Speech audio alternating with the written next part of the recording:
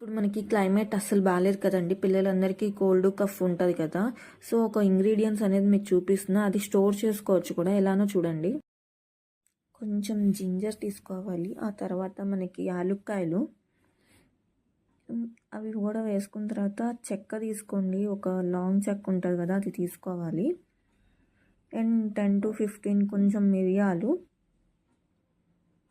కొంచెం turmeric 1 to 2 table spoons తీసుకోండి. అది కూడా వేసుకున్న తర్వాత బాగా బ్లెండ్ చేసేసుకుంటే మనకి బాగా బ్లెండ్ అయిపోయింది. ఆ తర్వాత మన స్ట్రైనర్తో ఇట్లా చేసుకోవాలి.